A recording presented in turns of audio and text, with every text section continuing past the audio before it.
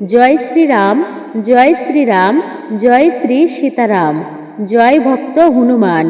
রা উচ্চারণ করলে সমস্ত পাপ শরীর থেকে নির্গত হয়। ম উচ্চারণের ফলে শরীর ও মনের প্রবেশদ্বার বন্ধ হয়, যার ফলে সেই পাপ পুনরায় মনে প্রবেশ করতে পারে না।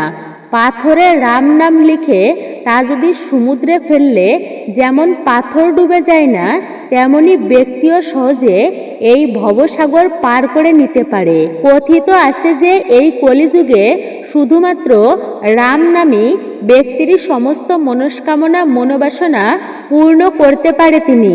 শাস্ত্র মতে সংসারে রাম নামের চেয়ে বড় গুরুত্বপূর্ণ আর অন্য কিছু নেই। রাম নামের মহিমা অপার। কলিযুগে নাম জপের বিশেষ মাহাত্ম্য রয়েছে। রামের নাম এমন যেটা জীবনের সঙ্গে থাকে, আবার জীবন শেষ হয়ে যাওয়ার পরও থাকে। এই পৃথিবীতে কেউ অমর নয়। যার জন্ম আছে তার তো মৃত্যু অনিবার্য। ভগবানের নাম নিলে যেখানে জীবনে চলা অতি সহজ হয়ে যায়, ঠিক অন্যদিকে মানুষের মৃত্যুর পরও তার অন্তিম যাত্রাতেও রামের নাম সঙ্গেই চলে। সনাতন হিন্দু ধর্মের একটি গুরুত্বপূর্ণ উৎসব হচ্ছে এই রাম নবমী ব্রত, যা ভগবান শ্রী রামচন্দ্রের আবির্ভাব তিথি হিসাবে বিবেচিত হয়। রাম নবমীর দিন ভগবান রামচন্দ্রকেই সমর্পিত হয়। প্রতি বছর চৈত্র মাসের শুক্লপক্ষের নবমী তিথিতে রাম নবমী ব্রত পালন করা হয়। পুরাণ মতে এই বিশেষ তিথিতে আবির্ভাব বা জন্মগ্রহণ করেছিলেন শ্রী রামচন্দ্র ভগবান। যদি কোনো ব্যক্তি অবহেলাতেও এই রাম নাম একবার মুখে উচ্চারণ করে, তবুও তার সদ্গতি প্রাপ্ত হয়। জন্ম মৃত্যুর চক্রে আর তাকে আসতে হয় না। এই রামনবমী ব্রত যদি কোনো ব্যক্তি ভক্তি ভরে করতে পারে, তো এই ব্রত করলে অপুত্রক ব্যক্তিরও পুত্র সন্তান লাভ হয়ে থাকে, যেমনটা রাজা দশরথ প্রাপ্ত করেছিলেন। বাংলা বছরের শেষ মাস হচ্ছে এই চৈত্র মাস, আর এই চৈত্র মাসেই পালিত হয় রাম নবমী ব্রত। অত্যন্তই শুভ এবং গুরুত্বপূর্ণ মাহাত্ম্যপূর্ণ বলা হয়েছে এই রাম নবমী তিথিকে। এতই পবিত্র পুণ্য দিনে আপনি ভুল করেও খাবেন না এই তিনটি খাবার বা সবজি। যদি আপনি গ্রহণ করে থাকেন তাহলে জীবনের চরম দুঃখ দারিদ্রতার মধ্য দিয়ে আপনাকে যেতেই হবে।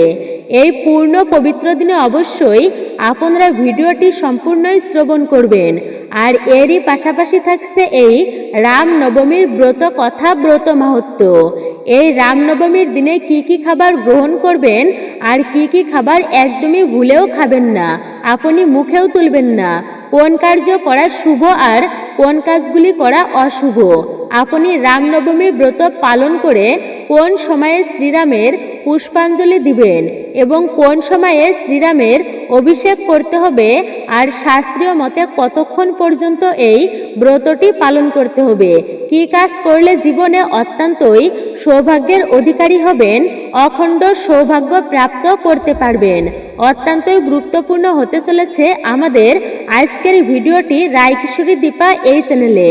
নমস্কার, আমি দীপা। দেশ ও দেশের বাইরে থেকে যে সকল দর্শকেরা এই মুহূর্তে ভিডিওটি অন করেছেন তাদের প্রত্যেককে সুস্বাগত জানাই রায়কিশোরী দীপা তথা সনাতন ধর্মীয় তথ্যমূলক চ্যানেলে। আমি সর্বদাই চেষ্টা করি সনাতন ধর্মের এরকমই সকল গুরুত্বপূর্ণ বিষয়গুলি আপনাদের সামনে উপস্থাপন করতে, শেয়ার করতে। আসুন কিছুক্ষণ সময় প্রত্যেকে একসঙ্গে ধৈর্য ধরে আজকের এই গুরুত্বপূর্ণ বিষয় প্রসঙ্গে আমরা বিস্তারিতভাবেই জেনে নিই।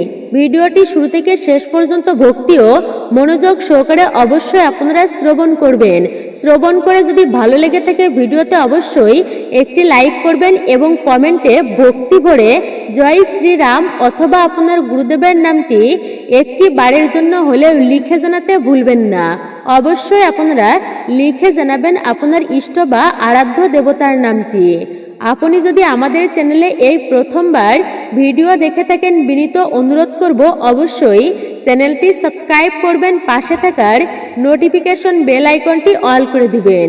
ভিডিও থেকে আপনি উপকৃত ও সমৃদ্ধ হবেন। তাহলে চলুন প্রবেশ করা যাক আজকের মূল ভিডিওতে। ভিডিওটি একদমই স্কিপ করে নয়, সম্পূর্ণই ভক্তিতে আপনারা শ্রবণ করুন। রামনবমী ব্রত চৈত্র মাসের শুক্লপক্ষের নবমী তিথিতে পালন করা হয়। রাম এই দিন পৃথিবীর বুকে জন্মগ্রহণ করেছিলেন। এটিকে হিন্দু ধর্মে অতি পবিত্র দিন হিসাবেই মান্য করা হয়। শ্রীবিষ্ণুর সপ্তম অবতার হলেন শ্রী রামচন্দ্র। ত্রেতা যুগে অযোধ্যার রাজা দশরথ তার প্রথম স্ত্রী রানী কৌশল্যার গর্ভে চৈত্র মাসের শুক্লপক্ষের নবমী তিথিতে পৃথিবীতে রাম জন্মগ্রহণ করেছিলেন। রামের জন্মদিনটি রামনবমী নামেই পরিচিত। এই সময় বসন্তের নবরাত্রি পালন করা হয়। রাম দশরথের জ্যেষ্ঠ সন্তান হওয়ার সত্ত্বেও সিংহাসন ত্যাগ করে স্ত্রী সীতাকে নিয়ে বনবাসী হয়েছিলেন এবং পরে রাবণ কর্তৃক সীতা অপহরণ হয় তাকে হারানোর গভীর যন্ত্রণা অনুভব করেছিলেন। এর পেছনেও একটি পৌরাণিক কাহিনী আছে। নারদমণি একসময় এক সুন্দরী রাজকন্যার প্রেমে পড়েছিলেন। তাকে বিবাহ করতে নারদ খুবই আগ্রহী ছিলেন। সেই রাজকন্যার স্বয়ম্বরের আয়োজন হলে নারদও সেখানে উপস্থিত হয়। সেখানে যাবার আগে নারদ বিষ্ণুর কাছে আবদার করেন একদিনের জন্য তার রূপ নারদকে দান করার জন্য। পরে বিষ্ণুর আশীর্বাদ নিয়ে নারদ সেই স্বয়ম্বর সভায় হাজির হয়। কিন্তু রাজকন্যা তার সামনে বরমালা নিয়ে উপস্থিত হলে হেসেই লুটিয়ে পড়ে। তার দিকে তাকিয়ে সবাই হাজির অন্য সবাই হাসতে শুরু করে। নারদ লজ্জায় সেই স্থান ত্যাগ করে জলে নিজের প্রতিচ্ছবি দেখে চমকে ওঠেন, কারণ নারায়ণ তাকে একটি বানরের মুখমণ্ডল দান করেছিলেন। এই ঘটনায় নারদ খুবই রেগে যান এবং দুঃখ পান। পরে তিনি নারায়ণকে অভিশাপ দেন যে তিনি যেভাবে তার প্রেমকে কাছে না পেয়ে কষ্ট পেয়েছে, সেই রকম তিনিও তার প্রিয়জনকে কাছে না পাবার যন্ত্রণা ভোগ করবেন। ফলত বিষ্ণু রাম রূপে এই ধরিত্রীতে জন্ম নিয়ে তার পিতামাতাকে ছেড়ে সীতাকে সঙ্গে নিয়ে বনবাসী হন। পরে আবার বনে সীতা অপহরণ হলে দীর্ঘ সময় সীতা বিচ্ছেদের যন্ত্রণা ভোগ করেন শ্রী রামচন্দ্র। সনাতন ধর্মাবলম্বীরা মনে করেন এই দিনে ভক্তির সহিত নানা পুণ্যকর্ম করলে পাপ মুক্ত হওয়া যায়। তাই এই দিন দরিদ্রদের সেবা দান যজ্ঞ যেই রকম আপনারা করতে পারেন, অবশ্যই সাধ্য অনুযায়ী আপনারা ভালো কার্য করবেন। রামনবমীর দিন অবশ্যই বিশেষ কিছু টোটকা আছে, আপনারা পালন করুন এবং এই বিশেষ মন্ত্রটি পাঠ করবেন। জীবনের সুখ ও সমৃদ্ধি ভরে উঠবে, আনন্দে থাকবেন, সমস্ত দুঃখ ও দারিদ্রতা দূরীভূত হবে। রামনবমীর বিশেষ তিথি হচ্ছে ভগবান শ্রী রামচন্দ্রের জন্মতিথি বলেই পরিচিত। জ্যোতিষ শাস্ত্রে এই দিনে বিশেষ কয়েকটি উপায় বা টোটকার কথা বলা হয়েছে, যা পালন করলে জীবনের নানা দিক থেকে উপকার অবশ্যই পাবেন। রামনবমীর দিন বাড়িতে শ্রী রাম অষ্টক পাঠ করুন। রামনবমীর দিন মিষ্টি ভোগের মধ্যে জিলাপি, পায়েস, বেসনের লাড্ডু, বেলের মোরব্বা, কাজু দিয়ে তৈরি মিষ্টি এবং সুজির পায়েস অর্পণ করুন। এই দিনে আপনার ইষ্ট দেবতাকে আপেল, আঙুর, নারিকেল এবং বেদানার ভোগ দিন। রামনবমীর দিনে শ্রীরাম, দেবী সীতামা এবং হনুমানজিকে তুলসী পাতার মালা অর্পণ করুন। 108টি পাতা দিয়ে অবশ্যই মালা তৈরি করবেন। সন্তান লাভের জন্য একটা নারিকেল আপনারা লাল কাপড়ে মুড়ে সীতামাতাকে অর্পণ করুন এই বিশেষ দিনে। এই দিন রাম মন্দিরে গিয়ে 11টা মাটির প্রদীপের ঘি অবশ্যই জ্বালুন এবং জয় শ্রীরাম মন্ত্রটি 108 বার পাঠ করুন। এই কাজটি সন্ধ্যাবেলাতেই আপনারা করবেন। মনের সর্ব ইচ্ছা পূরণ করার জন্য এই দিনে সকালে স্নান সেরে শুদ্ধ বস্ত্র পরিধান করে রামায়ণের বাল্যকাণ্ড অবশ্যই পাঠ করুন। বিবাহে বিলম্ব থাকলে অর্থাৎ নানা প্রকার বাধার সম্মুখীন হতে হলে সেই সকল বাধা দ্রুত কাটানোর জন্য রাম মন্দিরে গিয়ে সীতা মাতাকে হলুদ এবং কমলা সিঁদুর অর্পণ করুন। এই দিন সকালে বা সন্ধ্যায় রাম মন্দিরে গিয়ে কমলা রঙের বস্ত্র, কাঁচা ছোলা এবং গুড় দান করলে তা অত্যন্তই শুভ হবে আপনাদের জন্য। বিশেষ করে একজন ব্যক্তি হিসেবে রামচন্দ্র একজন আদর্শ ব্যক্তির পুরুষোত্তম বৈশিষ্ট্যের মূর্ত প্রতীক। তার মধ্যে এমন সমস্ত আকাঙ্ক্ষিত গুণাবলী ছিল যা যে কোনো ব্যক্তি আকাঙ্ক্ষা করতেই চায় এবং তিনি তার সমস্ত নৈতিক কর্তব্য পালন করেন। পিতৃ আজ্ঞা সে পালনের জন্য 14 বছরের জন্য সে বনে গিয়েছিলেন। শ্রী রামকে একজন মর্যাদা পুরুষোত্তম বা ধর্মের শ্রেষ্ঠ সমর্থক হিসাবেই বিবেচনা করা হয়। রাম নবমী মূলত কি? আমার অনেকেই রামনবমীর দিনে আমরা অংশগ্রহণ করি, রামনবমীর দিনে বিশেষ করে শোভাযাত্রাতে, কিন্তু অনেকেই জানি না আমরা কেন রামনবমী ব্রত পালন করি। তো আসুন জেনে নেওয়া যাক রামনবমী ব্রত কেন পালন করা হয়। রামনবমী সম্পর্কে জানার আগে আমাদের জানতে হবে শ্রী রামচন্দ্র কে ছিলেন। রামচন্দ্র ছিলেন ভগবান শ্রীবিষ্ণুর 7ম অবতার। অত্যাচারী রাক্ষস রাজা রাবণকে বধ করে ত্রিভুবনে ধর্মের প্রতিষ্ঠার জন্য তিনি ত্রেতা যুগে জন্মগ্রহণ করেছিলেন। রামায়ণে বর্ণিত ঘটনা অনুযায়ী অযোধ্যার নরপতি দশরথের পুত্র সন্তান না হওয়ায় খুবই মনোকষ্টে দিন যাপন করতেন। তখন কুলগুরু বশিষ্ঠের উপদেশে সস্ত্রীক রাজা দশরথ শিব দুর্গার মন্ত্র জপে ব্রতী হন, কঠোর তপস্যায় তুষ্ট হন দেবাদিদেব ও দেখা দেন তাদেরকে, মানে রাজাকে এবং তার স্ত্রীদের দেখা দেন তিনি। মহাদেবের নির্দেশে সস্ত্রীক রাজা দশরথ পুত্রেষ্টি যজ্ঞ করার সংকল্প গ্রহণ করেন। কিন্তু যজ্ঞ কর্মে পুরোহিত কে হবেন? মহারাজ দশরথ অনেক চেষ্টা করে হিমালয় থেকে আমন্ত্রণ জানিয়ে রাজ্যে নিয়ে আসলেন মহামুনি ঋষ্যশৃঙ্গকে। মহামুনি ঋষ্যশৃঙ্গ শুরু করলেন সেই মহাযজ্ঞ। যশমান সস্ত্রীক মহারাজ দশরথ সেই যজ্ঞের চরু ভক্ষণ করে মহারানী কৌশল্যা গর্ভবতী হলেন। এরপর চৈত্র মাসের শুক্লপক্ষের নবমী তিথিতে পুনর্বসু নক্ষত্রের উদয়কালে শুভযোগের শুভলগ্নে ভগবান নারায়ণ পরম পুরুষোত্তম শ্রী রামচন্দ্র রূপে মহারানী কৌশল্যার গর্ভ থেকে ভূমিষ্ঠ হলেন। রাজ্যে মহা উৎসব হলো, দেবগণ পুষ্পবৃষ্টি করতে লাগলেন। সেই মহা পুণ্যময় তিথিকে স্মরণ করেই পালিত হয় শ্রী রামনবমী। যে পুণ্যাত্মা মানুষ এই শুভ তিথিতে উপবাসী থেকে রামনবমী ব্রত পালন করেন তার গোলক ধাম প্রাপ্তি হয়। এই তিথিতে পিতৃপুরুষের তর্পণ ও দশমীতে ব্রাহ্মণ ভজন করিয়ে ব্রত সমাপন করা অবশ্যই কর্তব্য। রামনবমী ব্রত কবে পালন করতে হবে? সনাতন হিন্দু ধর্মে শাস্ত্রে জন্মদিনের চেয়ে জন্মতিথির গুরুত্বই বেশি। তাই বছরের যেই দিন তিথির সাথে মিলে যায় সেই দিন রামনবমী পালিত হয়। চৈত্র মাসের শুক্লপক্ষের নবমী তিথিতে শ্রী রামচন্দ্রের জন্ম হয়। এই বছর অর্থাৎ 2026 সালে বৃহস্পতিবার মানে 26শে মার্চ রামনবমী ব্রত পালিত হবে বৃহস্পতিবার দিন। পঞ্জিকা অনুযায়ী চৈত্র মাসের শুক্লপক্ষের নবমী তিথি 26শে মার্চ সকাল 11:48 শুরু হয়ে 27 মার্চ 10:06 শেষ হবে।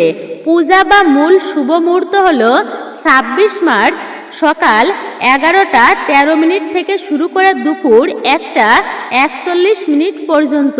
2026 সালের রামনবমী ব্রতের বিস্তারিত সময়সূচি আপনারা আর একটি বার জেনে নিন। তারিখ হচ্ছে 26 মার্চ 2026 বৃহস্পতিবার দিন। মধ্যাহ্ন পূজার শুভ সময় হচ্ছে 11:13 থেকে শুরু করে 1:41 পর্যন্ত। 2 ঘন্টা 28 মিনিট হচ্ছে পূজার শুভ সময়। নবমী তিথি শুরু হচ্ছে 26শে মার্চ সকাল 11:48 আর নবমী তিথি সমাপ্ত হচ্ছে 27শে মার্চ সকাল 10:06।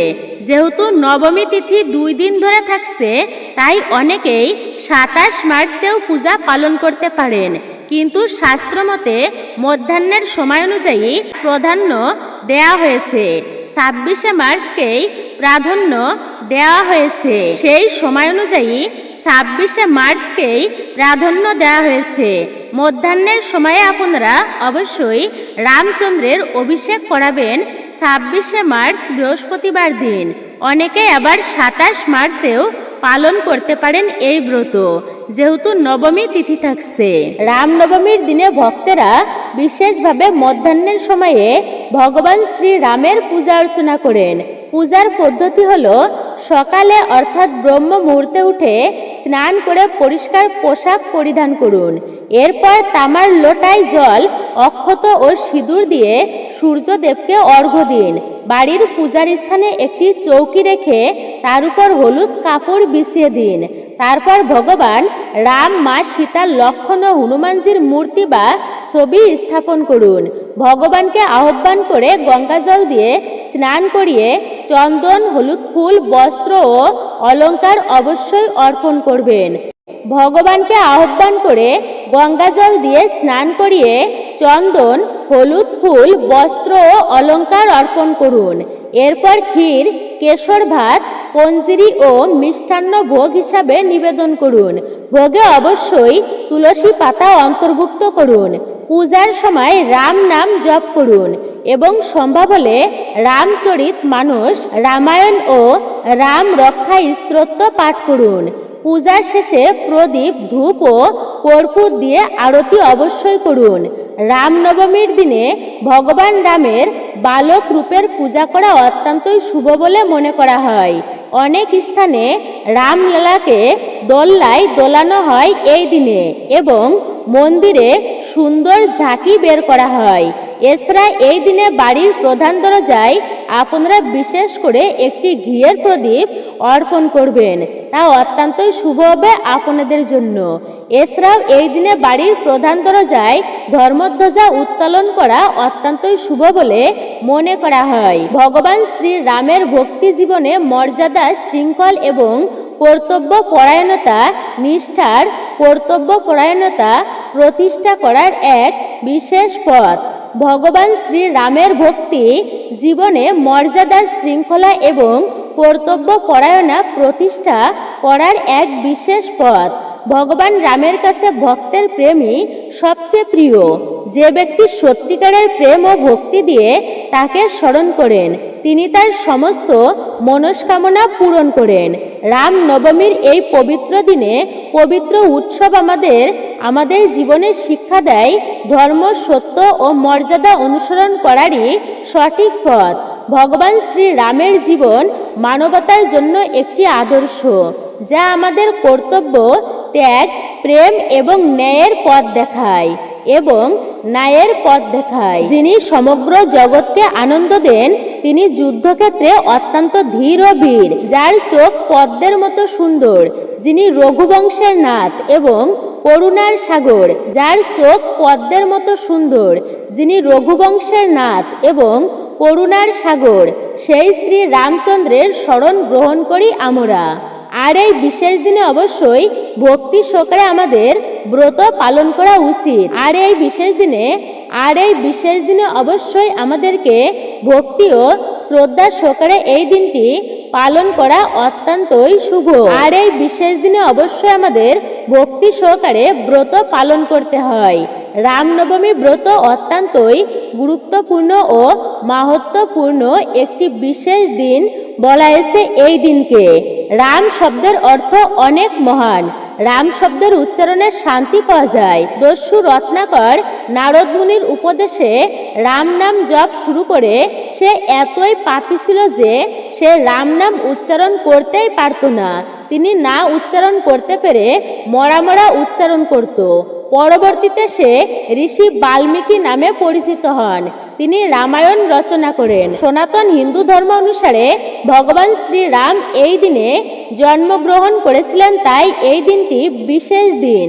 তাই ভক্তরা এই শুভ তারিখটি রাম নবমী হিসাবে উদযাপন করে থাকেন। এই উৎসবটি ভারতের শ্রদ্ধা এবং বিশ্বাসের সঙ্গে বিশেষভাবে উদযাপিত হয়। রঙিন ফুল এবং আলোকসজ্জা সঙ্গে ভারতে বহু মন্দিরে আয়োজন করা হয়। এই দিনে ভক্তেরা পবিত্র নদীতে স্নান করে পুণ্যের সাথে ঈশ্বরের নাম উপাসনা করেন এবং মন্ত্র উচ্চারণ করেন। শ্রীরামের আশীর্বাদ পেতে বহু হিন্দু ভক্তেরা রাম নবমী উপলক্ষে উপবাস ব্রত করেন। রামের জন্মদিন উপলক্ষে বহু মন্দিরে মানুষের ভিড় পড়ে এবং প্রার্থনা ও আড়ম্বরের সঙ্গে গোটা দিনটি উদযাপন করেন ভক্তেরা আনন্দের সহিত। গোটা দেশ আরও একবার মেতে উঠবে রাম জন্মদিন পালনে। তবে কেন পালন করা হয় এই রাম নবমী? অবশ্যই আপনারা তা বিশেষভাবে শ্রবণ করুন। পৌরাণিক গ্রন্থের অনুসারে ত্রেতা যুগে রাম ভগবান বিষ্ণুর সপ্তম অবতার হিসাবে জন্মগ্রহণ করেছিলেন অযোধ্যা নগরীতে। দশরথ ও রানী কৌশল্যার পুত্র রূপে। তার জন্মের একমাত্র লক্ষ্যই ছিল মানুষের কল্যাণের সেবা করা, মানব সমাজে অধর্মকে ধ্বংস করে ধর্মের প্রতিষ্ঠা করা। রামনবমীর বিশেষ দিনে ভগবান শ্রী রামচন্দ্র এই দিনে আবির্ভূত হয়েছিলেন। ভগবান শ্রীকৃষ্ণ কতটা করুণাময়, তার থেকে বেশি করুণাময় হচ্ছে ভগবান রামচন্দ্র। তার জীবনীতে কোনো কলঙ্ক ছিল না। কৃষ্ণের জীবনীতে কলঙ্ক রয়েছে, কিন্তু রামের জীবনীতে কখনো কোনো কলঙ্ক পাওয়া যায় না। যেমন হচ্ছে ভাদ্র মাসে কৃষ্ণপক্ষে ভগবান শ্রীকৃষ্ণ তিনি আবির্ভূত হয়েছিলেন, তেমনি রামচন্দ্র ভগবান চৈত্র মাসের শুক্লপক্ষে তিনি আবির্ভূত হয়েছিলেন।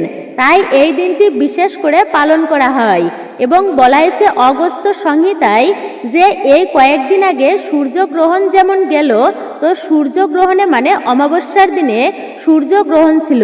তো এই সূর্যগ্রহণ একটি বৈজ্ঞানিকভাবেও একটা সুন্দর ব্যাখ্যা রয়েছে সূর্যগ্রহণের, যে চন্দ্র সূর্য এবং পৃথিবী, তো এই পৃথিবী এবং সূর্যের মধ্যে হচ্ছে চন্দ্র দেবতা যখন একই সরল রেখায় অবস্থান করে তখন ওই সময়টাকে গ্রহণ বলা হয়। আর এটা হচ্ছে বৈজ্ঞানিক ব্যাখ্যা।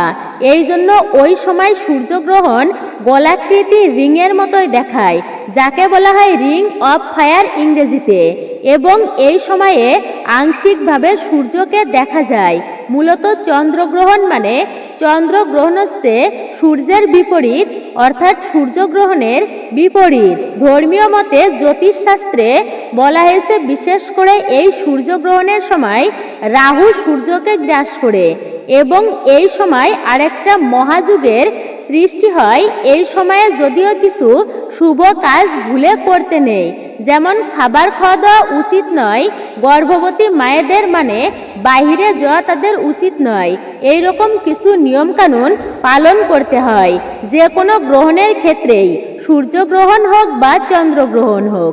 তো এই রকম সূর্যগ্রহণে যদি কেউ গঙ্গায় স্নান করে বা এই রকম কিছু ধর্মকাজ করে এতে মহাপুণ্যফল লাভ হয়, কেননা ওই সময় একটা মহাযোগের সৃষ্টি হয়। আর এই রকম করে 1 কোটি পর্যন্ত মানে 1 কোটি সূর্যগ্রহণ পর্যন্ত সেই সূর্যগ্রহণ পালন করলে যে ফল লাভ হয়, বলা হয়েছে যদি কোনো ব্যক্তি এই রামনবমী ব্রতের দিনে ভক্তি ভরে উপবাস ব্রত পালন করে তো সেই সমফল প্রাপ্ত করতে পারে এই ব্রতটি পালনের ফলে, সেই সূর্যগ্রহণের থেকেও অধিক ফল লাভ করে। অগস্ত্য সংহিতায় বলা হয়েছে যে সূর্যগ্রহণ অপেক্ষাও শ্রেষ্ঠ হচ্ছে ভগবান শ্রী রামচন্দ্রের এই রামনবমী ব্রত। তাই এই ব্রতটি আপনারা যারা ব্রত পালন করেন কিংবা যারা করবেন না, প্রত্যেকেরই ভগবান শ্রী রামচন্দ্রের প্রসন্নতা অবশ্যই কিন্তু প্রাপ্ত করা উচিত। ভগবান রামচন্দ্রকে প্রসন্ন করা উচিত। প্রত্যেকেই আপনারা এই ব্রতটি একান্ত ভক্তির সহিত পালন করবেন। বলা হয়েছে যারা এই ব্রত পালন করবেন না মানে অজুহাত দেখাবেন, তাদের উদ্দেশ্যে বলা হয়েছে অগস্ত্য সংহিতায় তারা কুম্ভীপাক নরকে গমন করে। শাস্ত্রে 28টি বিশেষ নরকের বর্ণনা পাওয়া যায়, যার মধ্যে একটা হচ্ছে কুম্ভীপাক নরক। সেখানে ভয়ানকভাবে যন্ত্রণা দিয়ে থাকে যমদূতগণ পাপীদেরকে। তো সেই কুম্ভীপাক নরকে পতিত হয় সেই ব্যক্তি, যেই ব্যক্তি না জেনে বুঝেও বা জেনে বুঝেও এই রামনবমী ব্রতকে উপেক্ষা করে। ভগবান শ্রী রামচন্দ্র প্রসন্নতা বিধানের উদ্দেশ্যে ব্রত পালন করবে না, তাকে কুম্ভীপাক নরকে গমন করতেই হয়। তাই আমরা প্রথমত বিশেষ করে এই ব্রতটি ভক্তি সহকারে আমরা পালন করব বৃহস্পতিবার দিন। অবশ্যই আপনারা 26শে মার্চ বৃহস্পতিবার দিন পুনর্বসু নক্ষত্র যুক্ত হয় এই ব্রতটি এই সময় পালিত হচ্ছে। মধ্যাহ্নকালীন মানে দুপুর বেলায় ভগবান রামচন্দ্র তিনি আবির্ভূত হয়েছেন। দশরথের কোনো পুত্র সন্তান ছিল না, বৃদ্ধ অবস্থায় সেই দশরথ বৃদ্ধ হয়ে গিয়েছেন। কিন্তু বংশ রক্ষার ক্ষেত্রে শাস্ত্রে বলা আছে যে একটা কথা, বংশে যদি একটা পুত্র সন্তান না থাকে তো জগতে যত প্রকার ধন আছে, টাকা পয়সা হোক আর বিভিন্ন আর্থিক দিক থেকেই হোক, তারপরেও সৌন্দর্য আছে, এরকম অনেক প্রকার জগতে ধন সম্পদ আছে। কিন্তু বলা হয়েছে যাই থাকুক না কেন জগতে পুত্রধনের মতো আর কিন্তু ধন নেই, পুত্র ধন হচ্ছে শ্রেষ্ঠ। তো শাস্ত্রে বিশেষ করে বলা হয়েছে পুত্র সন্তান যদি পিতৃপুরুষ নরকেও গমন করে, তাদের উদ্দেশ্যে সেই পুত্র যদি পিণ্ড দান করে ধর্ম অনুষ্ঠান করে, ধর্ম কাজ করে, তবে সেই পুত্র তার পুণ্য বলে পিতৃপুরুষদেরকে নরক থেকে উদ্ধার প্রাপ্ত করতে পারে, স্বর্গে গমন করাতে পারে, এই পুত্রের ধর্ম বলে। তো বৈষ্ণবগণ বলে গিয়েছেন বংশে যদি হয় একজন পুত্র, মানে একজন সৎনিষ্ঠ পুত্র যদি হয়, তো সে নিজে তরিতে পারে এবং অপরকে তরাইতেও পারে, বংশের সকলকে। যদি এই রকম কোনো পুত্র সন্তান হয়, মহাপ্রতাপশালী যদি পুত্র জন্মগ্রহণ করে শ্রী রামচন্দ্রের মতো, যিনি পিতৃ আজ্ঞা পালনের জন্য 14 বছরের জন্য বনে গমন করেছিলেন, রাজবিলাস পরিত্যাগ করে রাজা দশরথের কথা অনুযায়ী এই দশরথের 4 পুত্র রূপে আবির্ভূত হয়েছিলেন সেই ভগবানের প্রতিটি অবতারই। রাজা দশরথ করেছিলেন গুরুদেবের নির্দেশে পুত্রেষ্টি যজ্ঞ, একটা পুত্র উত্তম পুত্র লাভের জন্য। আর সেই দশরথ রাজা পুত্রেষ্টি যজ্ঞ করার কারণে তিনি ভগবান রামচন্দ্রকে প্রাপ্ত করতে পেরেছিলেন। আসুন এই রামনবমী ব্রতের দিনে কিভাবে ব্রত পালন করতে হয় আমরা সেই বিষয়ে জেনে নিই। তারপর আমরা জেনে নেব এই ব্রতের দিনে কি কি খাবার খাওয়া যাবে আর কি কি খাবার খাওয়া যাবে না, কতক্ষণ পর্যন্ত উপবাস করতে হবে, পুষ্পাঞ্জলির নিয়ম কি রয়েছে। বলা হয়েছে ব্রতের আগের দিনের সংযম ব্রত পালন করতে হয়, মানে আমাদেরকে নিরামিষ খাবার গ্রহণ করতে হয়। সব সময় তো আমরা পারি না নিরামিষ খাবার গ্রহণ করতে, কিন্তু শাস্ত্রে বলা আছে যে আমাদের সর্বদাই নিরামিষ খাবার গ্রহণ করতে, মানে সাত্বিক খাবার গ্রহণ করার কথা বলা হয়েছে। তো আমরা তো প্রতিদিন পারি না, তো সেক্ষেত্রে বলা হয়েছে শুভ তিথি অনুযায়ী অবশ্যই আমাদের নিয়ম মেনে চলাই উচিত। তো ব্রতের আগের দিনে অবশ্যই নিরামিষ খাবার খেতে হয়, অন্তত পক্ষে আগের দিনে আপনারা নিরামিষ খাবার খাবেন। শুধু যে নিরামিষ খাবার খেলেই হবে তা কিন্তু নয়, সাত্বিকভাবে চলাফেরা করতে হবে আগের দিনে। ঝগড়া ঝামেলা চেঁচামেচি এগুলো করা যাবে না, একদমই বর্জন করতে হবে এগুলো। অবশ্যই আপনারা এড়িয়ে চলবেন, সুশৃঙ্খলভাবে সাত্বিকভাবে আগের দিনটি আপনাদেরকে পার করতে হবে। শুধু তাই নয়, এই আগের দিনে মানে ব্রতের আগের দিনে নিরামিষ খাবার গ্রহণ করে রাত্রি 11টার আগে অন্তত পক্ষে আপনারা খাবার খেয়ে দন্ত ধাবন করে নেবেন, অর্থাৎ দাঁত ব্রাশ করে নিতে হয় প্রত্যেকের। কেননা অনেক সময় অনেকের দাঁতের গোড়ায় খাবার আটকে থাকে, আর ব্রতের দিনে সেই খাবার পেটে গেলে এতে কিন্তু ব্রতের দোষ লাগে। পাশাপাশি অনেকে আছে দাঁত ব্রাশ করতে গেলে দাঁতের গোড়া থেকে রক্তক্ষরণ হয়, সেক্ষেত্রেও মনে রাখবেন তাহলে কি ব্রতের দোষ লাগে। তো অবশ্যই এই বিষয়গুলো আপনারা খেয়াল রাখবেন। ব্রতের দিনে যদি রক্তক্ষরণ হয় তাহলে কিন্তু সেই ব্রতের দোষ লাগে, মহা অপরাধ হয়। তারপর ব্রত পালন করতে হয় এবং ব্রতের দিনটি মূলত প্রধান বিষয়। রামচন্দ্রের সেবা আমাদের এই বঙ্গদেশে ততটা চলিত নয়, কিন্তু মনে রাখবেন দক্ষিণ ভারতে বেশিরভাগ ভক্তই কিন্তু ভগবান শ্রী রামচন্দ্রের, যে রাম যার জীবনীতে কোনো কলঙ্ক নেই, ব্যক্তির সকল মনোবাসনা পূর্ণ করে থাকে রামচন্দ্র ভগবান।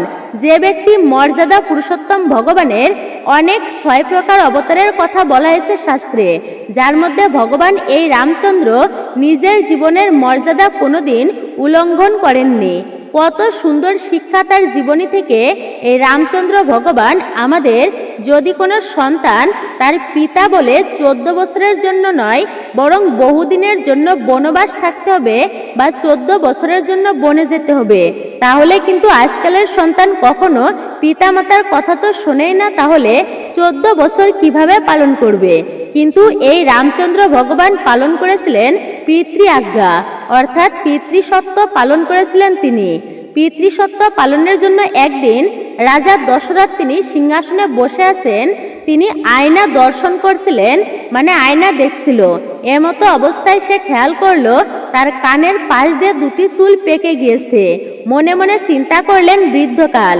এই বৃদ্ধকাল রাজ্য সুখ ভোগের জন্য নয়, বৃদ্ধকাল হচ্ছে ইষ্ট দেবতার সাধনা করে কাটানোর জন্য, ঠাকুর সেবা হরি ভজনে কাটানোর জন্য।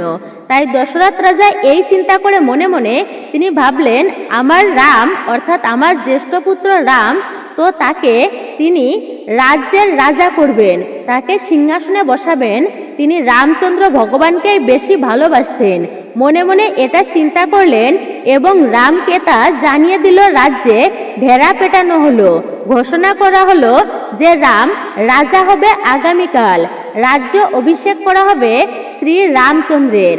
ভগবান রামচন্দ্র শুনে এটি তো খুবই খুশি, কেননা বাবা তাকে সেবা করার সুযোগ দিচ্ছেন, তাই তিনি সেবা পালন করবেন, বাবার আজ্ঞা পালন করবেন। কিন্তু রানী কৈকেয়ীর কুমন্ত্রণার ফলে তিনি 14 বছরের জন্য বনবাসে যেতে হলো রাম ভগবানকে। কৈকেয়ী কিন্তু রামকে অনেক ভালোবাসতো। তিনি রামকে খাইয়ে দিত, ছোট থেকে নিজের কাছেই রাখতো, তার কাছে রেখে ঘুমোতো। তো রাম যেটা পছন্দ করত তাকে সেটাই দিত। এতটাই ভালোবাসতো কৈকেয়ী শ্রী রামকে। কিন্তু ওই যে স্বার্থ যখন প্রবেশ করে তখন তো মানুষের আচরণ খারাপই হয়। স্বার্থের কারণে পিতামাতাকে পর্যন্ত দূরে সরিয়ে দেয়। এটাই হচ্ছে বর্তমান জগৎ। তাই রামচন্দ্র ভগবান এখান থেকে তার থেকে যে কত বড় শিক্ষা দিচ্ছেন, যে রামচন্দ্রের তিনি হচ্ছে প্রভাতকালে রাজা হওয়ার যার কথা ছিল, সেই রামচন্দ্রের প্রভাতকালে শুনতে পেল তিনি যে তাকে রাজা নয়, বরঞ্চ তাকে বনবাসেই যেতে হবে। কিন্তু অদ্ভুত বিষয় হচ্ছে, এটা শোনার পরেও রামের মুখে ওই হাসিটাই ছিল। হাসিটা কিন্তু কখনোই দূর হয়নি, তার মুখটা কখনোই কিন্তু মলিন হয়নি। পিতার সেবা করত সেই রামচন্দ্র ভগবান। তা সে ভাবছে পিতৃ আজ্ঞা পালনের জন্য, পিতৃ সত্য পালনের জন্য আমি সুযোগ পাচ্ছি বনে গমন করা। এতে আমার পিতা যদি প্রসন্ন হয় তো আমি অবশ্যই তা পালন করব। রামের জীবনীতে এমনকি শুধুমাত্র তার জীবনই নয়, রাজ্যের কোনো ব্যক্তির কোনো অভিযোগ থাকলেও একটা কুকুর পর্যন্ত রামচন্দ্রের থেকে ন্যায় বিচার পেয়েছিল। একবার একটা কুকুর, সেই কুকুরটা রাস্তার মধ্যেই শুয়েছিল, আর ওখানে একটা ব্রাহ্মণ, সেই ব্রাহ্মণটা কি করেছে, সেই রাস্তা দিয়েই যাচ্ছে স্নান করে। তিনি যাচ্ছিল, রাস্তা দিয়ে যাবার সময়ে ব্রাহ্মণটা দেখলো একটা কুকুর রাস্তার মাঝখানে শুয়ে আছে। মানে সেই ব্রাহ্মণটা তখন একটা লাঠি দিয়ে সেই কুকুরকে পিটিয়ে অনেক পিটালো। সেই ব্রাহ্মণ পিটিয়ে পিটিয়ে কুকুরের অবস্থা এতটাই খারাপ করলো, তারপর সেই কুকুরকে সেখান থেকে তাড়িয়ে দিয়েছে। আর কুকুরটা খুবই ব্যথা পেয়েছে। আর রামের যুগে একটা প্রাণী পর্যন্ত যথার্থ বিচার পেত। সেই কুকুর কান্না করছে। কান্না করতে করতে রামের সেই রাজসভার বাইরে এসে দাঁড়ালো। রাজপ্রহরীরা তাকে থামিয়ে দিল। কুকুর বলল, আমি বিচার চাই। তখন শ্রী রামের কাছে নিয়ে গেল।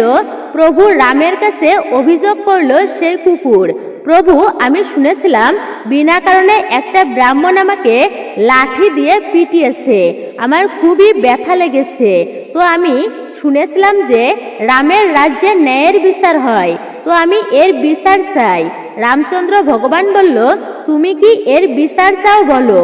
তখন সেই কুকুরটা বলল, এই ব্রাহ্মণকে আপনি পরের জন্মে এমন একটা পথ দিবেন যে এই কারণে ব্রাহ্মণটা কুকুরের মতো সেজন্য হয়ে যায়, সর্বদাই সেজন্য ছুটতে থাকে কুকুরের মতো, আর কুকুরের মতোই যেন তার আচরণ হয়। ভগবান রামচন্দ্র সেই কুকুরের যথার্থ বিচার পাইয়ে দিয়েছিল। কিন্তু এখান থেকে আরেকটা বড় শিক্ষা হচ্ছে যে কখনো কোনো সময়ে বিনা কারণে কোনো প্রাণীকেই কখনো আঘাত করা উচিত নয়, কোনো প্রাণীকে কখনো মারধর করা উচিত নয়। শুধু প্রাণী নয়, কোনো গাছের পাতাও বিনা কারণে ছেঁড়া উচিত নয়। এটিও একটা অপরাধের বিষয়, অপরাধের বলা হয়েছে। কোনো প্রাণীকে তাই কষ্ট দিতে নেই। রামচন্দ্র একবার রামচন্দ্রের সেই রাজ্যে একটা স্ত্রী একটা বাবা তার মেয়েকে বিবাহ দিয়েছে। সেই মেয়েটা ছিল ধোপার। মানে সেই মেয়েটা দেখতে অতটাও ভালো ছিল না। তো জামাইয়ের বাড়ি থেকে বারবার সে চলে আসে। তো জামাইটাও ভালো নয়, মদ গাঁজা খেত জামাইটা। সে এসে বলতে লাগলো, দেখেন আপনার মেয়ে বারবার আমার বাড়ি থেকে চলে আসে, আমি কি ওকে গ্রহণ করব না গ্রহণ করব না, আর এইভাবে যদি চলে আসে। তখন সেই ধোপা বলতে লাগলো, আরে কি হয়েছে, আমাদের দেশের রাজা তার স্ত্রীকে যদি রাবণ নিয়ে রাখতে পারে, তারপরে যদি রাম সেই স্ত্রীকে এনে তার সঙ্গে সংসার করতে পারে, তাহলে তুমি কেন পারবে না? এটা শুনে রামচন্দ্র তার মনে দুঃখ পেল। তার মানে প্রজাগণ এটা মুখে না বললেও, সরাসরি সামনাসামনি না বললেও পেছনে পেছনে ঠিকই নিন্দা করে রামচন্দ্র ভগবান। তাই সীতার কলঙ্ককে ঘোচানোর জন্য তাকে আবার বনবাসী করে দিয়েছিল। গর্ভাবস্থায় সীতা দেবীকে বনবাসে পাঠিয়েছিল নিজের ভালোবাসার ব্যক্তিকে, তিনি কিন্তু বনবাসে দিয়েছিল। এই হচ্ছে রামচন্দ্র ভগবান, যিনি নিজের প্রাণকে বিসর্জন দিয়েছিল। শুধু প্রাণই নয়, প্রাণাধিক প্রিয় সেই সীতা দেবীকে পর্যন্ত গর্ভাবস্থায় তিনি বনবাসে পাঠিয়েছিলেন, কিন্তু একমাত্র প্রজাদের কল্যাণার্থে, প্রজাদের কথা চিন্তা করে। তাই রামের জীবনীতে কেউ কোনোদিনও কলঙ্ক দিতে পারেনি। সেই রামচন্দ্র ভগবানের আবির্ভাব তিথি এই দিনেই আপনারা প্রভাতকালে খুব ভোরে ভোরে ঘুম থেকে উঠবেন, শয্যা ত্যাগ করবেন। আপনি শত ব্যস্ত থাকলেও, আপনি যতই ব্যস্ত থাকুন না কেন, বলা হয়েছে যেই ব্যক্তি এই দিনে অবহেলা করে তার জীবনীতে কিন্তু অশুভ ঘটে। তাই অবশ্যই যত ব্যস্ত আপনি থাকুন, বলা হয়েছে এই দিনে প্রভাতকালে ঘুম থেকে উঠে অবশ্যই ঠাকুর পূজাটা দেবেন। জীবনে সুখী হতে চাই কিন্তু প্রত্যেকেই, সবাই চায় যে আমি সুখ স্বাচ্ছন্দ্যে থাকবো, কিন্তু আমরা জানি না প্রকৃত সুখী কিভাবে হতে হয়। টাকার পিছনে আমরা সবাই ধাবিত হচ্ছি, কেউ একটুকু সময়ের জন্য স্থির নয়, সবাই টাকা টাকা করেই যাচ্ছি। কেন? টাকা কামানোর উদ্দেশ্য হচ্ছে যে আমরা যাতে সুখী হতে পারি, আর আমরা জানি না প্রকৃতই কিভাবে সুখী হতে হয়। এ একটা অদ্ভুত বিষয়, কিন্তু শান্তি এমন একটা জিনিস যার ক্রেতা জগতে সবাই, কিন্তু বিক্রেতা শুধুমাত্র একজন, আর তিনি হচ্ছেন স্বয়ং পুরুষোত্তম ভগবান শ্রী রামচন্দ্র। তিনি হচ্ছেন বিক্রেতা। তিনি যদি আমাদেরকে শান্তি দান না করেন, কদাপিও কখনো কিন্তু আমরা শান্তি প্রাপ্ত করতে পারবো না। তাই ব্যস্ততা আপনি যতই থাকুন, সেই ব্যস্ততার মধ্য দিয়েও এই রামনবমীর দিনে প্রভাতকালে আপনি হয়তো দেখা যাচ্ছে কাজে যাবেন, আপনি হয়তো কোনো অফিস আদালতে যাবেন, তবুও বলা হয়েছে প্রভাতকালে উঠে আপনি একটু সময়ের জন্য হলেও ঠাকুর পূজাটা দিন। রামের চিত্রপট নেই আপনার ঘরে, রামের মূর্তি নেই, কিন্তু আপনি ভগবান শ্রীকৃষ্ণকে রামচন্দ্রের জ্ঞান করে তার চরণে পুষ্প নিবেদন করবেন। এই দিনে যারা ব্রত করবেন কিংবা করবেন না, অবশ্যই এই কার্যটি সকলেই করবেন। তার মধ্যে প্রথমত হচ্ছে ভগবানের চরণে পুষ্প অর্পণ করা। ভগবানের কৃপা লাভ করার জন্য অনেক প্রকার উপায় রয়েছে, যার মধ্যে একটা শ্রেষ্ঠ উপায় হচ্ছে পুষ্প অর্পণ করা। অবশ্যই কিন্তু আপনারা ভক্তিতে এই দিনে একটা পুষ্প ভগবানের চরণে অর্পণ করবেন। সৌবরী শ্রী রামচন্দ্রের জন্য তিনি কিন্তু প্রতিদিন পুষ্প দিয়ে পথ সাজিয়ে রাখত, অর্থাৎ রাস্তা সাজিয়ে রাখত, আর রামচন্দ্রের জন্য অপেক্ষা করত। ভগবান রামচন্দ্র একদিন সেই সৌবরীকেও কৃপা করেছিলেন, বৈকুণ্ঠ ধামে তার বাস হয়েছিল। সর্ব মনোবাসনা পর্যন্ত পূর্ণ হয়, জীবের কল্যাণ সাধিত হয় পুষ্প নিবেদনের ফলে। পুষ্প এতটাই গুরুত্বপূর্ণ। পাশাপাশি এই দিনে আর একটা কাজ অবশ্যই করবেন, আর তা হচ্ছে শ্রীরামের উদ্দেশ্যে এবং লক্ষণের উদ্দেশ্যে তুলসী পত্র নিবেদন করবেন। মনে রাখবেন, রামচন্দ্রকে তুলসী পত্র নিবেদন করলে এতটাই তিনি প্রসন্ন হন, ভগবানকে মণিমুক্তাদি দান করলে কতটা খুশি হয়, তার থেকে অধিকও প্রসন্ন হয় যদি কোনো ব্যক্তি তুলসী পত্রের সহিত ভগবান শ্রী রামচন্দ্রের সেবা করতে পারে। তো সেই এই দিনে আপনারা তুলসী পত্র নিবেদন করবেন এবং উপবাস কতক্ষণ থাকবেন। উপবাস থাকার নিয়ম রয়েছে। অনেকেই বলে অর্ধবেলা উপবাস থাকতে হবে, অনেকেই বলে আবার সারাদিন উপবাস থাকতে হবে। প্রকৃত নিয়ম হচ্ছে আপনারা অবশ্যই সূর্যাস্তের পরে মানে সন্ধ্যাকালে আপনারা এই উপবাস ব্রত ভাঙতে পারেন। আসলে এর প্রকৃত নিয়ম হরিভক্তি বিলাসে পাওয়া যায় যে এই রামের অভিষেকের পরে মানে অনুষ্ঠানের পরে রামের অভিষেকের পরে তারপরে ব্রত ভঙ্গ করা যায়। এটি হরিভক্তি বিলাস অনুসারে কৃষ্ণের জন্মাষ্টমী ব্রতের মতোই একাদশী ব্রতের মতোই তারা ব্রত পালন করবেন এমনও ভক্ত আছেন। কিন্তু বলা হয়েছে যারা অর্ধবেলা উপবাস করবেন, মানে শাস্ত্রে বলা আছে যে অর্ধবেলা উপবাস থাকা যাবে, মানে অভিষেকের পরে ব্রত ভঙ্গ করা যাবে, এটা শাস্ত্রে কিন্তু বলা আছে। যেমন শ্রী রামের অভিষেক করে ভগবান শ্রী রামচন্দ্রের ব্রত করার পরে যে কোনো ব্রতই হোক না কেন, কৃষ্ণের জন্মাষ্টমী ব্রতই হোক, গৌরাঙ্গ মহাপ্রভুর আবির্ভাব তিথি হোক, রামনবমী হোক না কেন, তো অভিষেক করতে হয়। যেমন কৃষ্ণের জন্মাষ্টমী ব্রতের দিনে কৃষ্ণের অভিষেক করা হয়, রামের জন্মাষ্টমী ব্রতের দিনে রামচন্দ্রের অভিষেক করা হয় মধ্যাহ্নকালীন সময়ে। তো অভিষেক করে কি কি দিয়ে আপনারা অভিষেক করবেন? মনে রাখবেন পঞ্চামৃত দিয়ে অভিষেক করতে হয়। দধি, ঘৃত, মধু, মিষ্টান্ন জল এবং শর্করা দিয়ে অভিষেক করাতে হয়। বলা হয়েছে অবশ্যই আপনারা স্নান করাবেন। স্নান করানোর ফলে মানে ওই যে শরণামৃত, ওই শরণামৃতটি আপনারা ফেলে দেবেন না, আপনারা প্রসাদ হিসাবে গ্রহণ করে ব্রত উপবাস ভঙ্গ করতে পারেন। এই রকমটা করলেও হবে, এটি হরিভক্তি বিলাসের নিয়ম। তবে অনেকে আছেন সারাদিন উপবাস করবেন, ভগবান রামচন্দ্র তার ব্রতটি আমি খুব ভালোভাবেই পালন করব, অনেকেই এমনটা বলেন যে তারা নির্জলা উপবাস রাখেন।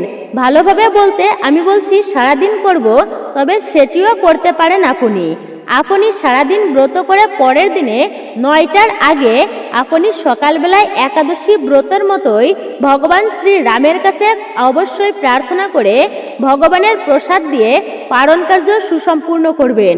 এটিও আপনি করতে পারেন। সেক্ষেত্রে ব্রতের পূর্ণ ফল খুব সহজেই প্রাপ্ত করা যায় এবং ব্রতের সম্পূর্ণ ফল লাভ করা যায়। তো অনেকে আছে সারাদিন ব্রত করে নির্জলা, কিন্তু যারা অর্ধবেলা ব্রত করে তাদের আবার নিন্দা করে, কেননা এটি শাস্ত্রীয় নিয়ম। নিন্দা করা কখনোই কিন্তু উচিত নয়। যে আমি সারাদিন ব্রত করেছি, আমার মধ্যে একটা অহংকার থাকবে, এই ব্রতকারীর মধ্যে যদি অহংকার আসে তবে কিন্তু ভগবানের কৃপা ততটা প্রাপ্ত করা যায় না। ভগবান অহংকারীকে কিন্তু সহজে কৃপা করেন না, তাই অহংকার করা উচিত নয়। কারোর নিন্দা করবেন না। এই রামনবমীর দিনে কোন কোন কাজ কখনো করা উচিত নয়? প্রথমত সে ভুলক্রমেও কখনো কারোর নিন্দা করতে নেই। আমি সারাদিন ব্রত করেছি, এটি ভালো কথা। অবশ্যই অর্ধবেলা কিন্তু রামনবমী ব্রত উপবাস করা যায়, মানে দুপুর 12টা পর্যন্ত আপনারা অর্থাৎ অর্ধবেলা পর্যন্ত ব্রত উপবাস রেখে অভিষেকের পর আপনারা ব্রত ভঙ্গ করতে পারেন। সারাদিনে যারা উপবাস রাখতে পারবেন না, এটি শাস্ত্রেই বলা আছে। তো যারা অর্ধ উপবাস করেছেন মানে তাদেরও নিন্দা করেন অনেকেই, যে আরে তুমি অর্ধ উপবাস করেছো, এটা কেমন উপবাস, তোমার উপবাস হলো না। মনে রাখবেন এটি কখনোই করা উচিত নয়।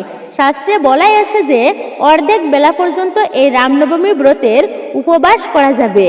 তাই আপনি যদি না পারেন অবশ্যই অর্ধবেলা পর্যন্ত ব্রত উপবাস করে তারপরে ব্রত ভঙ্গ করতে পারেন। দ্বিতীয়ত হচ্ছে অনেকেই প্রশ্ন করেন যে বাড়িতে অশৌচ রয়েছে, কেউ মারা গিয়েছে, অথবা মায়েরা অনেক সময় তাদের শরীর খারাপ হয়, সেক্ষেত্রে কথা হচ্ছে ভগবান রামের উদ্দেশ্যে এই রামনবমী ব্রত পালন করা যাবে কিনা।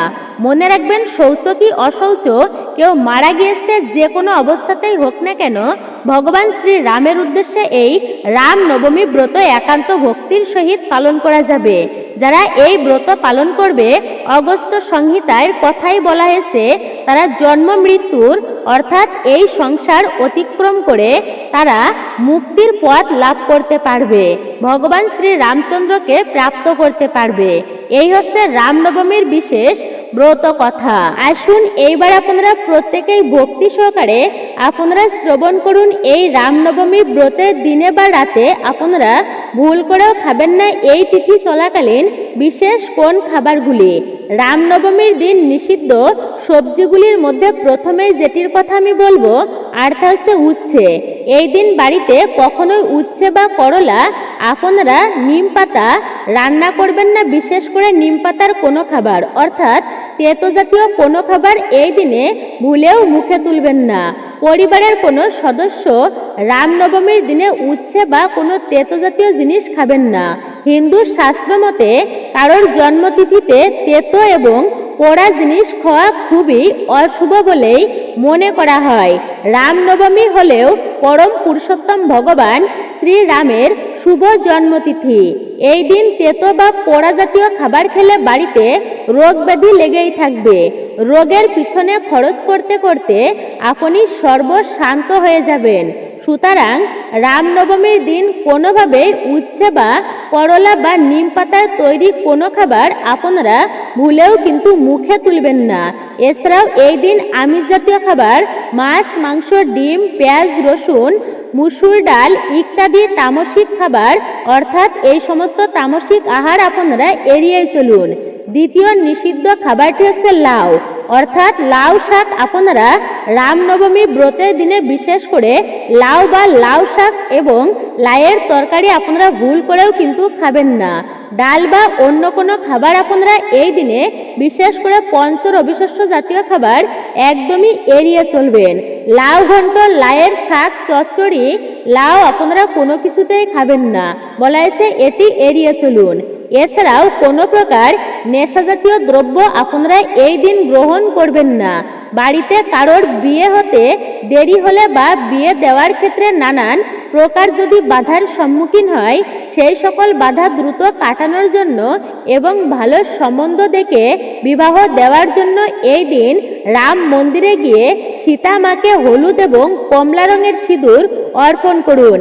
রামনবমীর দিন বাড়িতে তুলসী গাছের কাছে ধূপ প্রদীপ দিয়ে আর্থিক সৌভাগ্য লাভের জন্য প্রার্থনা করুন। তুলসী গাছের সামনে দাঁড়িয়ে বলুন, হে শ্রীরাম, সংসারের সুখ ও সমৃদ্ধি দিন, অর্থ কষ্ট দূর করুন। এরপর থেকে প্রতিদিন তুলসী গাছে জল আপনারা অর্পণ করুন ও রাম নাম জপ করুন। এর ফলে ঘরের নেগেটিভ শক্তি দূর হয় এবং মা লক্ষ্মীর কৃপা আসে। আপনি যদি ব্যবসায়ী হন এবং আপনার ব্যবসা যদি নানান বাধার মধ্য দিয়ে চলে, তাহলে রামনবমীতে এবং তারপরে প্রতি মঙ্গলবার আর শনিবার সকালে রাম রক্ষা স্তোত্র পাঠ করুন। এতে ব্যবসার বাধা কেটে যায়, আকস্মিক টাকা লাভের সম্ভাবনা বাড়ে। এছাড়া এই দিনে আরেকটি কাজ অবশ্যই আপনারা করুন। একটা তামার পাত্রে গঙ্গা জল বা পরিষ্কার পানীয় জল নিন, তাতে 5টি তুলসী পাতা দিয়ে ভগবান রামের ছবি বা মূর্তির সামনে রাখুন। এরপর সেই জল বাড়ির মূল দরজার 2 পাশে ছিটিয়ে দিন। এর ফলে বাড়িতে মা লক্ষ্মীর প্রবেশ ঘটে, অর্থ আসার পরিমাণ বাড়তে থাকে। এরই সঙ্গে রামনবমীর দিন 5টি কাঁচা হলুদ একটা লাল কাপড়ে বেঁধে সেটা যেখানে টাকা রাখেন আপনারা সেখানে অথবা আলমারিতে রাখুন। দেখবেন এরপর থেকে টাকার আগমন নিয়মিতভাবেই হবে আর হঠাৎ করেই আপনার সংসারে খরচা কমে যাবে। রামনবমী ব্রত পালন করা সকল সনাতনীদের কর্তব্য। রামনবমীর সকালে শুদ্ধ হয়ে রামের মূর্তি বা ছবির সামনে ধূপ ও ঘিয়ের প্রদীপ জ্বালান। তারপর শ্রীরামের জয়, আপনারা শ্রীরামের জয় দিতে একদমই ভুলবেন না। আপনারা এই দিন অবশ্যই মালা জপ করবেন, হরে কৃষ্ণ মহামন্ত্র আপনারা জপ করতে পারেন। এর ফলে আর্থিক বাধা ও ঋণ ধার দেনা মুক্তি পাওয়া অবশ্যই সম্ভব। রামনবমী পালনের সময় কলহ, পরনিন্দা, পরচর্চা, মিথ্যা কথা বলা, ক্রোধ, অহংকার, ঈর্ষা একদমই এড়িয়ে চলুন। এর পরবর্তীতে আপনারা জানবেন তৃতীয় যে নিষিদ্ধ সবজি অর্থাৎ হচ্ছে কলমি শাক। রামনবমীর দিন কলমি শাকের রস, কলমি শাক ভাজা বা কলমির শাক দিয়ে তৈরি কোনো খাবারই খাবেন না। এছাড়া রামনবমীর দিন চুল দাড়ি কাটা তথা ক্ষৌরকর্ম, নখ কাটা নিষিদ্ধ। আপনারা এই দিন নেশাজাতীয় দ্রব্য অবশ্যই এড়িয়ে চলবেন। এই দিনে ভুলেও কিন্তু মুসুর ডাল গ্রহণ করবেন না এবং বেগুন খাবেন না আপনারা। অবশ্যই এই বিষয়টি মনে রাখবেন। মাশরুম, ছত্রাক জাতীয় খাবার আপনারা এই দিনে খাবেন না। মূলত এটাই ছিল আমাদের আজকের ভিডিওটি আপনার কাছে কেমন লেগেছে মূল্যবান মতামত জানাতে একদমই ভুলবেন না। অবশ্যই ভিডিওতে একটি লাইক করবেন এবং কমেন্টে জয় শ্রীরাম লিখতে একদমই ভুলবেন না। অবশ্যই একজন সনাতনী বোনকে আপনারা সাপোর্ট করবেন আমি আশা রাখছি সকলে ভালো থাকুন, সুস্থ থাকুন, পরম করুণাময় ঈশ্বরের অশেষ কৃপায়। নতুন পুরাতন সকল দর্শককেই অসংখ্য ধন্যবাদ এত সময় ধরে আমাদের চ্যানেলের ভিডিওটি দেখার জন্য।